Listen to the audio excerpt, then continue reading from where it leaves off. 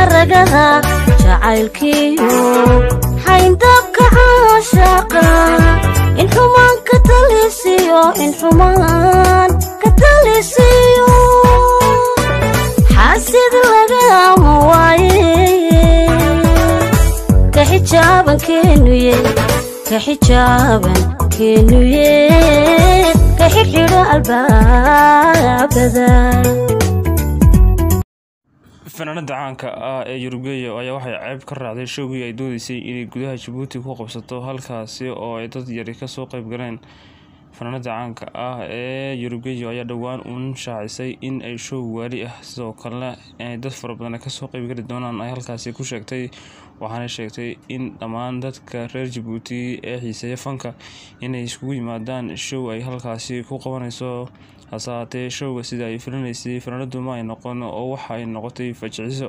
kadib markii la arkay fanaanada oo ku kariyeysatay fanka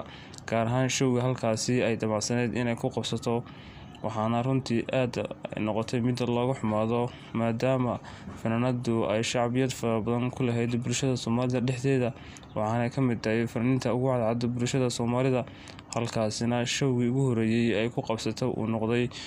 mid gabi ahaanba ay ka soo qayb galaan dad tiro yar oo fara ku tiris ah kuwaas oo la arkayay iyaga oo miisaska faaruqiyay. waxaana fanaanadu ay kala kulantay halkaasi waji gabax waxaana fanaanada ka muuqatay sidoo kale cadho xoog leh oo ay ka muujisay fankii halkaasi ama showgii halkaasi ay ku dhigatay taas oo gabi ahaanba ay ku ceebeysan yihiin dadka reer Djibouti oo gabi ahaanba markii hore la filayay in showgaasi ay u camiri doonaan. ilaa hadda la garan maayo sababta fanaanada loogu camiri waayay showgeeda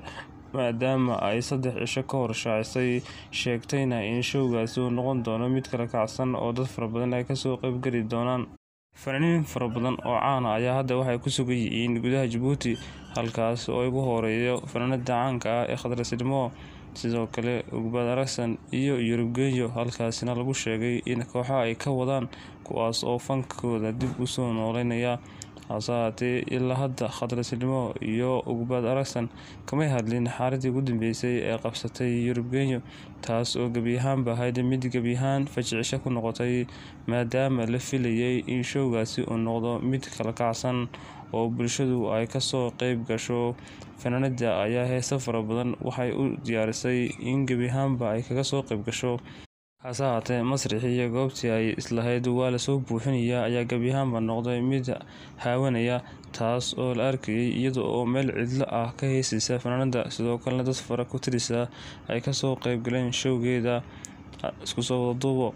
fanaanada caanka ah ee Yurubgeeyo ayaa hadda waxay u muuqataa in gabi ahaanba ay ka tashanayso joogitaanka ay joogto gudaha Djibouti halkaas oo ay kala kulantay ceeb weyn oo ah in fankeedii halkaasi lagu dhaawacay sidoo kalena jug weyn ka soo gaadhay maadaama fanaanadu aanay filanayn weligeed in waxyaabo noocaas ay ku dhici doonaan taas oo u muuqata mid haba yaraatee aanay u dulqaadan doonin sidoo kalena aanay u sii joogi doonin. fanaanada ilaa hadda lagama hayo wax war rasmi ah oo ku saabsan fankaas ama showga halkaasi ku qabanaysay waxaana la filayaa in dhawaan ay ka hadasho si buuxdana uga faahfaahiso wixii halkaasi ku qabsaday maadaama fanaanada ay gabi ahaanba ay aad uga niyad jabtay in halkaasi ay show dambe ku qabato taas oo muuqata mid aanay rabin mar dambe in ay halkaasi kasoo dhex muuqato.